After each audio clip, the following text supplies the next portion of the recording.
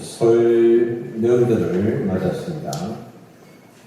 신앙을 지키려고 하는 사람들은 명절이 되면 조상제사 문제를 위해서 갈등을 겪는 일들이 종종 있습니다.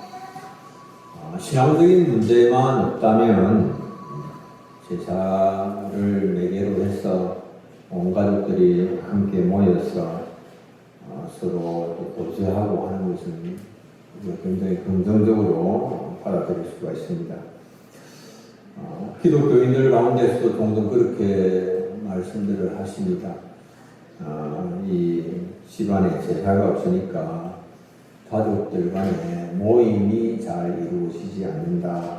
그러면서 좀 아쉬워하시는 경우를 종종 보게 됩니다.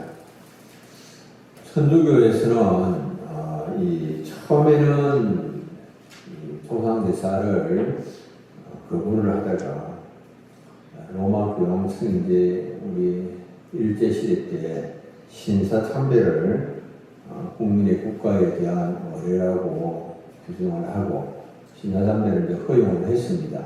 신사참배를 허용하니까 다른 나라의 조상들, 왕들을 모시는 그 신사에서는 절을 하는 것이 괜찮은데 조상 제사가 안 될 게 뭐가 있느냐. 그래서 이제 조상 제사도 이제 허용이 되어졌죠. 그래서 천주교에서는 지금 미사 형식을 견지하면서 제사상을 차리고 그리고 그 앞에서 큰절을 하기도 하고 거기까지 이제 허용이 되고 있습니다. 그런데 우리 기독교에서는 죽은 조상에게 절하는 것은 우상 숭배고 그리고 그것은 하나님께서 미워하시는 일이기 때문에 금지를 하고 있습니다. 제사는 교회에서 우리가 거부를 하지만 그러나 추도식, 추도 예배, 추모제 이런 형식, 이런 명칭을 빌려서 부모님을 기념하는 일은 지금 기독교에서도 하고 있는 일이죠.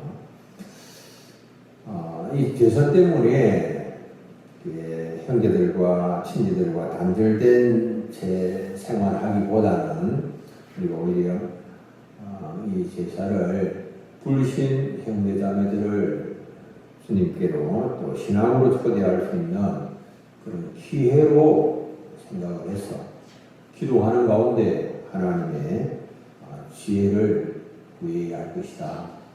이게 이제 우리가 일반적으로 가지고 있는 그런 입장입니다. 그런데 이제 핍박을 당하는 가운데서 어떤 분들은 인내를 하면서 신앙을 지키기 위해서 노력을 많이 합니다. 우리 주님께서 보시기에 그런 일들은 참 귀하고 아름다운 일이고 상관할 만한 일입니다. 어려움이 있음에도 불구하고 저희들 같은 경우는 그냥 모태신앙이니까 신앙생활 하는데 어려움, 불편 없이 그냥 지내죠. 그런데 그렇지 못하신 분들도 계시는데 그런데 그런 분들이 어려운 가운데서도 포기하지 않고 계속해서 신앙생활을 감당하기 위해서 노력을 하고 또 부모 형제들, 가족들을 구원하기 위하여서 노력하는 그런 일은 장차 하나님 앞에서 굉장히 칭찬받고 상받을 그런 귀한 일이죠. 오늘 우리가 이제 읽은 요한계시록 15장은 앞에서 7인의 재앙을 살펴봤습니다. 그리고 7 나팔장 살펴봤는데 이어서 15장, 16장에서는 7 대접의 재앙, 마지막 재앙입니다. 7 대접의 재앙이 묘사가 되고 있습니다.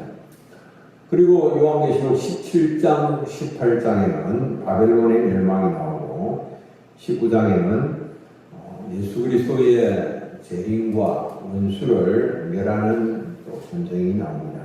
20장 앞부분에는 천년왕국이 나오고 그 중간에는 천년왕국 후에 사탄이 풀려나서 만민을 미혹하고 그리스도의 군대의 와의 전쟁이 나오고, 그리고 최후 승리하시는, 그리스도께서 최후 승리하시는 내용이 나옵니다. 이어서 20장 후반으로 가면 백보자 심판, 백보자의 흰색 보좌에 앉으신 그리스도의 심판이 나오고, 21장, 22장에는 그리스도의 구원 완성으로서의 신천신지가 나오고 있습니다. 이 15장, 16장에서 언급을 하고 있는 일곱 대접의 재앙은 출애굽 시기에 애굽에 내렸던 10가지 재앙과 아주 비슷합니다. 유사합니다. 이것은 일곱 대접 재앙의 목적이 출애굽과 마찬가지로 하나님께서 세상을 심판을 하시고, 그리고 하나님의 백성을 약속의 땅으로 인도하시는 것에 있음을 하는 것이죠. 그런데 이 사도 요한이 일곱 대접의 재앙을 보여주기 전에 먼저 이 짐승과의 싸움, 짐승이라고 하면 마귀의 세력이죠. 어두움의 세력. 그 세력과 싸워서 이긴 자들이 하나님의 보좌 앞에 있는 유리바닷가에 서서 승리의 노래를 부를 것을 속에 말씀을 하고 있습니다. 승리의 노래를 기쁨으로 부르게 됩니다. 노래하는 자들은 하나님의 검은고를 가지고 모세의 노래, 어린 양의 노래를 부르고 있습니다. 그럼 이 승리의 노래를 이렇게 부르는 사람들은 누구인가? 누가 승리의 노래를 부르게 될 것인가 하는 것을 본문에서 말씀을 하고 있습니다. 일곱 대접 재앙 시에 하나님은 진노의 극심한 마지막 재앙을 쏟아부으십니다. 대접이 원래 대접에 들어있는 것들을 쏟아부으십니다. 그래서 하나님께서 가지고 계시는 이 마지막 모든 진노들을 다 쏟아부으십니다. 그래서 악한 세상은 하나님의 진노의 포도주를 마시게 됩니다. 그런데 하나님께서 그 심판을 쏟아부으시기 전에 자기 백성들에게 대한 위로하시는 막간이 있습니다. 그래서 지금 그것이 오늘 15장에 소개가 되고 있습니다. 유리바닷가에서의 찬양의 장면입니다. 유리바다는 하나님의 위엄과 영광의 상징입니다. 하나님의 보좌 유리바닷가에서 승리의 기쁨의 노래를 부르게 됩니다. 그 노래를 부르는 사람들이 누구인가? 짐승과의 싸움에서 승리한 자입니다. 요한계시록 15장 2절 3절 본문에서 말씀을 하고 있는데요. 또 내가 보니 불이 섞인 유리바다 같은 것이 있고 짐승과 그의 우상과 그의 이름의 수를 이기고 벗어난 자들이 유리바닷가에 서서 하나님의 금문고를 가지고 하나님의 종 모세의 노래 어린 양의 노래를 불러 이르되 주 하나님 곧 전능하신 이시여 하시는 일이 크고 놀라우시도다. 만국의 왕이시여 주의 길이 어렵고 참되시도다. 이 짐승과 그의 우상과 싸워서 승리한 사람들이 모세의 노래, 어린 양의 노래를 부르고 있습니다. 이들은 이 짐승을 경배하고 그 짐승의 표를 받으라고 하는 그런 이 유혹을 생명을 걸고 그것을 거부한 자들이고 그 유혹을 이겨낸 자들입니다. 이들이 하나님의 보좌 앞에 있는 유리바닷가에서 승리의 노래를 부르게 됩니다. 이들은 어떤 자인고 하니까 그 이마에 짐승의 표 대신에 아버지의 이름을 받은 자들입니다.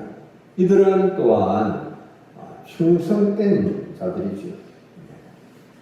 이들 무리에는 대환란에서 순교한 자들도 포함되고 또 작은 능력의 소유자이지만은 끝까지 믿음을 지킨 포기하지 아니하고 믿음을 지키고 죽도록 충성한 자들도 포함되어 있습니다. 핍박 가운데서도 굴하지 않고 믿음을 지키기 위하여서 애쓴 모든 성도들이 여기에 포함되어 있는 것입니다. 하나님의 백성들의 모든 수고는 끝이 나고 기쁨 가운데에 이 기쁨의 노래를 부르게 됩니다. 사탄은 짐승의 표를 가진 자 외에는 매매를 하지 못하게 했습니다. 아주 강한 위협 가운데 처해졌죠. 이런 위협 가운데서 끝까지 짐승의 표를 받지 아니할 수 있는 그런 비결은 뭔가? 우리가 이 모든 일어나는 일들 가운데서 이런 것의 정체가 무엇인가? 교회를 핍박을 하는 정체가 무엇이며 하나님의 백성들을 이렇게 유혹하고 위협하고 해유하는 그 정체가 무엇인가? 라고 하는 것을 잘 알아야 되죠. 먼저 세상을 지배하고 있는 통치자들과 권세자들을 뒤에서 짐승이 배후에서 조종하고 있다라고 하는 이 사실을 우리가 분명하게 깨달아야 됩니다. 그냥 통치자들이 아니고, 그냥 권세자들이 아니고, 뒤에 있는 어두움의 영에 의해서 조종당하고 있고, 그들을 실제로 이렇게 붙잡고 있는 세력이 어두움의 세력이다. 마귀가 그들을 붙잡고 있다라고 하는 사실을 분명히 우리가 인식을 해야 됩니다. 에베소 6장 12절 이렇게 말씀합니다. 우리의 씨름은 혈과 육을 상대하는 것이 아니요 통치자들과 권세들과 이 어두움의 세상 수관자들과 하늘에 있는 악의 영들을 상대합니다. 이 통치자들, 권세들은 그 배후에서 이 악의 영들이 그들을 잡고 있고 그들을 조종하고 있다라고 하는 겁니다. 마귀는 통치자들과 권세자들을 주장을 해서 우리를 넘어뜨리려고 합니다. 이 마귀의 관계를 잘 극복하기 위하여서는 우리가 하나님의 전신갑주를 입고 싸워야 됩니다. 이거 없이 그냥 싸우다가는 다 넘어지고 깨어질 수밖에 없습니다. 에베소 6장 11절 마귀의 관계를 능히 대적하기 위하여 하나님의 전신갑주를 입으라. 여러분들 우리가 믿음으로 무장하지 아니하고 하나님의 전신갑주로 우리 자신을 무장하지 아니하고 이런 어두움의 세력들과 싸워서 승리할 수 있는 길은 없습니다. 내가 한번 후든 가지고 젖먹던 힘까지 다 끌어올려서 한번 내가 싸워보겠다. 어떤 일이 있어도 내가 그래서 승리해보겠다. 아무리 그래도 그 싸움을 그렇게 해서는 이길 수가 없다라고 하는 거죠. 그래서 하나님의 전신갑주를 입는 진리로서 허리띠를 띠고 의의 호신경을 붙이고 평안의 복음에 준비한 것으로 신을 신고 또 믿음의 방패를 가지고 그리고 구원의 투구와 성령의 금 하나님의 말씀을 가지고 그 위에 모든 기도와 간구 가운데 성령을 의지하면서 그렇게 기도하고 깨어서 기도하고 서로를 위하여서 기도하고 그래서 마침내 승리하는 자리에 들어갈 수 있다라고 이 사실을 기억을 하셔야 됩니다. 두 번째로는 승리의 노래는 누구에게 돌리는 노래인가? 누구에게? 하나님의 보좌 앞에 있는 유리바닷가에서 이 승리한 자들이 부르는 노래는 모세의 노래입니다. 곧 구원자 어린 양의 노래죠. 모세 노래의 그 배경은 하나님께서 이스라엘 백성들을 이렇게 구원해 내시는 그 홍해바다 3초가 된 그런 상황에서 구원해 내시는 것이 배경이죠. 하나님께서 대적 애국의 병거들과 군인들을 다 홍해에 수장을 시키십니다. 그리고 난 후에 이스라엘에게 주신 그런 승리로 인하여서 부르는 기쁨의 노래가 이 모세의 노래입니다. 만왕의 왕이시며 만주의 주가 되시는 전능하신 하나님이시다. 자신들을 그 홍해에서 건져내신 분은 바로 그 전능하신 하나님이시다. 자신 모세가 경험을 하고 그렇게 노래를 합니다. 하나님께서 하시는 일이 크고 기이하고 하나님의 길은 어이롭고 참되며 또 하나님만 거룩하시다 라고 노래를 합니다. 이 하나님의 심판이 완성이 되면 모두가 다 하나님의 이름을 두려워하고 하나님의 이름에 영광을 돌리게 될 것입니다. 하나님의 보좌 바닷가의 성도들도 하나님의 길과 하나님의 행위를 찬양을 합니다. 모세가 했던 것처럼 아주 이 모세의 출애굽기 15장에 나오는 모세의 노래의 내용과 이 요한계시록 15장에 나오는 하나님 보좌 앞에 있는 유리바닷가에서 승리한 성도들이 부르는 노래 내용이 아주 비슷하죠. 유사하죠. 그들도 하나님의 행위는 위대하고 놀라우며 하나님의 길은 어렵고 참됩니다. 그렇게 승리의 노래를 부릅니다. 그들이 이제 부르는 노래 가운데서 우리가 주목해서 볼 수 있는 것은 오직 주만 거룩하십니다 라고 노래를 합니다. 하나님께만 찬양과 영광을 돌려야 되죠. 하나님만 거룩하신 분이시고 찬양과 영광을 받으시기에 합당한 분이십니다. 오직 하나님만이 우리를 파멸과 멸망에서 건져내시는 분이시고 죽음에서 건져내시는 분이시죠. 승리의 노래를 부르는 자들은 결코 자기의 영광을 구하지를 않습니다. 바울은 그랬습니다. 바울은 주님을 위해서 무수히 고난을 당했습니다. 복음을 위하여서 무수한 고난을 당한 그 후에 자신이 복음을 위하여서 많이 수고를 하였다라고 말을 하지를 않고 자신은 죄인 중에 괴수다라고 이렇게 말합니다. 디모데전서 1장 15절은 밑보다 모든 사람이 받을 만한 이 말이에요. 그리스도 예수께서 죄인을 구원하시려고 세상에 임하셨다 하였으나 죄인 중에 내가 괴수이다.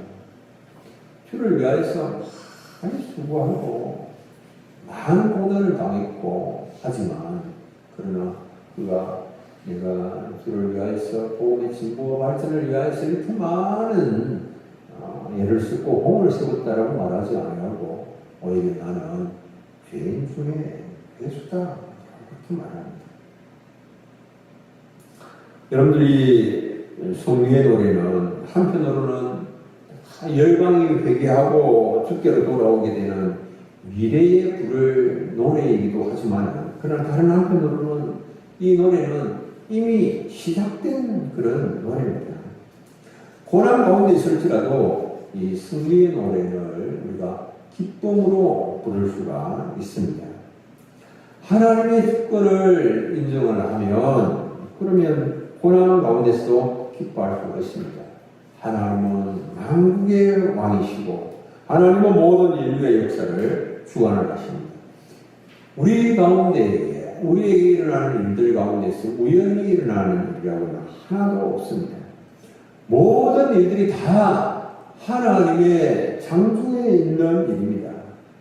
우리를 사랑하시는 하나님께서 모든 것들을 하나님 주장하고 계시고 그래서 그 하나님께서 고난조차도 내게 유익이 되게 하실 것이기 때문에 우리는 고난 가운데 있을지라도 하나님께 영광의 찬양을 올려드릴 수가 있는 겁니다.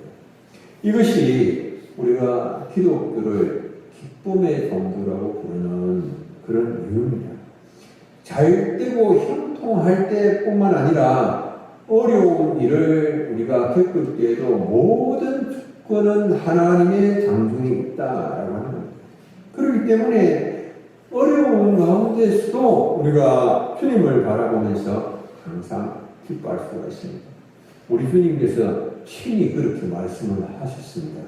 요한복음 15장 11절 우리 함께 한번 읽겠습니다. 내가 이것을 너희에게 이르면 내 기쁨이 너희 안에 있어 너희 기쁨을 충만하게 하려 함이라. 우리 주님께서 원하시는 것은 우리에게 기쁨이 충만해지고 주님의 기쁨을 우리에게 주셔서 우리에게 기쁨을 충만케 하고자 하신다라고 말씀을 하십니다. 어느 날 한 부자 장로님이 목사님이 찾아와서 부탁을 했습니다. 목사님, 우리 교회에 한 여자 집사님이 혼자서 살면서 아이들 5명을 키우고 있습니다. 경제적으로 무척 어렵게 지내고 있는데 남의 집에서 빨래도 하고 청소도 하고 고생이 말이 아닙니다. 그런데 이분이 주일이 되면 한 주 동안 자신의 수입에 11조의 헌금을 합니다. 그 액수가 큰 액수는 아니지만 그 여자 집사님에게서는 적지 않은 액수입니다. 그래서 그 장로님이 이제 하는 이야기는 그 여자 집사님이 내는 11조 그거 자신이 더하여서 연보를 더 할 테니까 그 집사님을 불러서 헌금하지 말라고 그렇게 이야기를 좀 해달라 부탁을 했습니다. 목사님은 그 부탁을 받아들였어요. 저 같으면 안 받아들일 텐데 이 목사님은 아주 관대하셔서 그 부탁을 받아들였습니다. 그래서 그 집사님을 여자 집사님을 불러서 장모님이 그렇게 말을 한다. 그러면서 다음 주부터는 헌금을 하지 마시라. 그렇게 이야기를 했습니다. 근데 이제 그 말을 들은 여자 집사님이 그 자리에서 목을 놓아서 울면서 통곡을 합니다. 목사님, 왜 우십니까? 하고 물었어요. 그 여자 집사님이 제가 비록 남의 집에서 청소하고 빨래하고 힘들게 어렵게 살지만은 하나님께 연보할 때에 더없이 기쁩니다. 그런데 왜 저에게서 이 기쁨을 생각하려고 합니다. 그래서 그 장로님도 목사님도 회개했다라고 하는 이야기입니다. 이런 이야기가 있습니다. 우리가 하나님 앞에 헌신 봉사하는 것은 하나님 앞에 자기 자신을 드리는 것입니다. 그렇기 때문에 그 일이 헌신하고 봉사하는 것이 수고롭기는 하지만 그러나 하나님 앞에 자신을 드리는 것이기 때문에 기쁨으로 행할 수가 있는 것입니다. 주님께서 드릴 힘도 주셨고 선행할 수 있는 힘도 주셨습니다. 내게 있는 것 중에서 주님께로부터 받지 않은 것 아무것도 없습니다. 내 생명을 주님께로 받은 것이며 건강도 주님께로부터 받은 것이며 내게 있는 모든 물질 다 주님께로부터 받은 것이죠. 주님께로부터 받은 것으로 주님께 드리는 것이죠. 지난주에도 우리가 이 역대상 말씀을 봤습니다. 역대상 19장 14절 다윗의 고백인데요. 우리 다시 함께 한번 읽겠습니다. 나와 내 백성이 무엇이기에 이처럼 즐거운 마음으로 드릴 힘이 있었나이까. 모든 것이 주께로 말미암아 싸우니 우리가 주의 손에서 받은 것으로 주께 드렸을 뿐입니다. 아멘. 제가 이 말씀을 가만히 보니까 그리고 우리는 아무것도 드릴 힘이 없는 자들인데 주님께 드렸다라고 하는 것은 많이 드렸을수록 주님께로부터 많이 받았다라고 하는 겁니다. 주님께서 우리에게 많은 선물을 주셨다라고 하는 겁니다. 내가 많은 선물을 받았기 때문에 내가 주님께 드렸다. 많은 것을 드렸다면 그것은 많은 것을 받은 것이기 때문에 우리에게 기쁨이 되는 것이죠. 기쁨으로 드릴 수 있는 그런 일입니다. 그래서 무슨 일을 하든 우리가 섬김을 하고 봉사를 하는 이 모든 일들이 다 기쁨 가운데 행하지 않을 수 없는 이유가 주님께로 그 모든 것들을 다 받았다라고 하는 사실이 있다라고 합니다. 여러분들 앞으로 남은 생에 신앙생활하는 가운데 기쁨으로 달려가시는 여러분들 다 되시기 바랍니다. 세 번째로는 전능하신 하나님을 향한 노래입니다. 출애굽한 이스라엘은 곧 사면 초가에 빠지고 말았습니다. 앞에는 홍해가 가로되어 있고 뒤에는 애국 군대가 추격해 오고 있습니다. 이스라엘 백성들은 통안에 든 집골입니다. 이스라엘 백성들이 원망을 합니다. 모세를 향하여서 어디 애국에 내장지가 없어서 우리를 이끌어내어서 이 광야에서 죽게 하느냐 막 원망합니다. 그런데 원망하는 이들을 향해서 모세가 말합니다. 두려워하지 말라. 하나님께서 너희들을 건지실 것이다. 하나님의 구원을 보라. 라고 말합니다. 출애굽기 14장 13절로 14절 우리가 함께 한번 읽겠습니다. 모세가 백성에게 이르되 너희는 두려워하지 말고 가만히 있어서 여호와께서 오늘 너희를 위하여 행하시는 구원을 보라. 너희가 오늘 본 애국 사람을 영원히 다시 보지 아니하리라. 여호와께서 너희를 위하여 싸우시니 너희는 가만히 있을지니라. 아멘. 가만히 있어서 여호와께서 오늘 너희를 위하여 행하시는 구원을 보라. 여호와께서 너희를 위하여 싸우시라. 너희는 가만히 있을지니라. 하나님의 명령에 따라서 모세가 홍해로 손을 내니까 홍해가 갈랐습니다. 이스라엘 백성들은 바다 가운데서 마른 땅으로 홍해를 건넙니다. 이스라엘 백성들이 다 건너고 난 후에 모세가 손을 바다 위로 내미니까 물이 다시 흘러서 애국의 모든 병거와 마병들이 말과 마병들이 다 수장이 되고 맙니다. 홍해 바닷가에서 이 모든 적들이 다 죽어 있는 그 모습을 보면서 모세가 전능하신 하나님을 찬양합니다. 출애굽기 15장 1절 2절 보면 여호와를 찬송하리니 그는 높고 영화로우시며 말과 그 탄자를 바다에 던지셨으미로다. 여호와는 나의 힘이요 노래시며 나의 구원이시로다. 그는 나의 하나님이시니 내가 그를 찬송할 것이요 내 아버지의 하나님이시니 내가 그를 높이리로다. 그렇게 이제 고백을 하고 있습니다.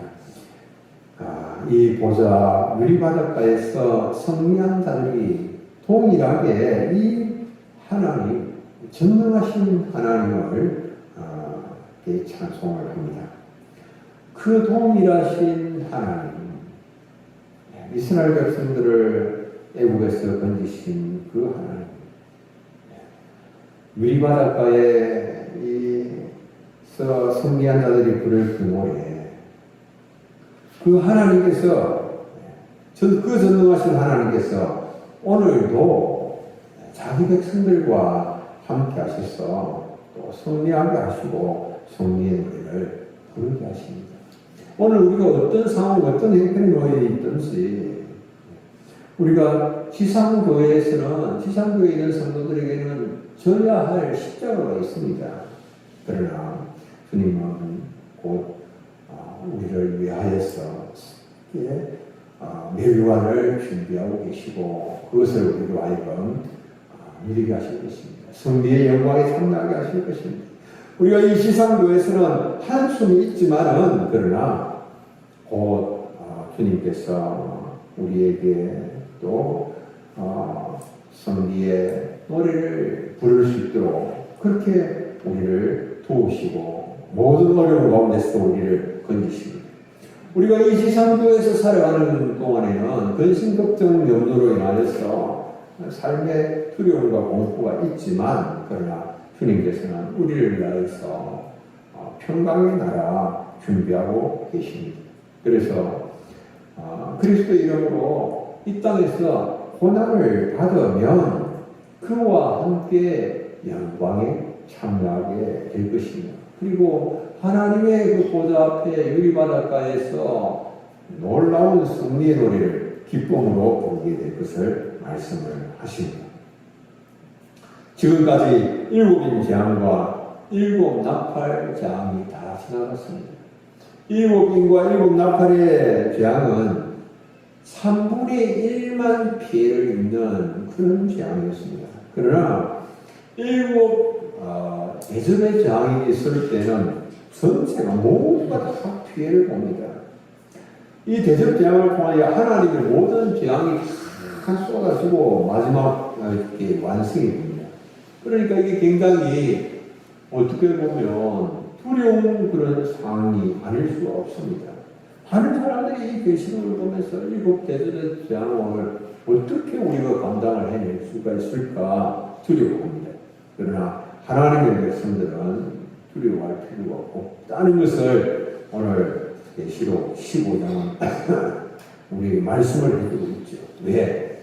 하나님의 백성들은 오히려 땅에서 그런 모든 어려움들을 다 이겨내고 승리함으로 인하여서 승리의 노래, 기쁨의 노래를 하나님의 보좌 유리바닷가에서 부르게 될 것이기 때문에 두려워할 필요가 없다라고 하는 것을 말씀을 합니다. 붉은 용이 아무리 발악을 하고 바다 짐승이 엄청난 위용으로 우리를 위협하고 거짓 선지자가 우리를 미혹하고 그런다 할지라도 하나님이 전능하신 하나님이시기 때문에 우리는 두려워할 필요가 없습니다. 전능하신 하나님께서 이 모든 어려움들을 이기게 하시는 겁니다. 오늘 우리가 사는 시대가 아무리 힘들고 어려울지라도 그 전능하신 하나님이 우리의 아버지가 되시기 때문에 두려워할 것이 없습니다. 앞으로도 뒤로도 나갈 수 없는 꼼짝 못할 환경에 처한다 하더라도 여러분들 두려워할 필요가 없습니다. 전능하신 그 하나님은 사망으로 길을 내시는 분이시고 강을 내시는 분이시고 바다에도 길을 내시는 분이십니다. 우리가 어디에 있을지라도 하나님의 인도하심을 받아서 들어서면 그곳이 갈라지고 그리고 우리를 추격하던 모든 적들은 거기에 수장되고 마는 겁니다. 끝까지 믿음을 잘 지키시고 충성하여서 생명의 멸류관 받아 누리시는 우리 모든 성도님들 되시기 바랍니다. 우리 찬송원장 부르겠습니다. 350장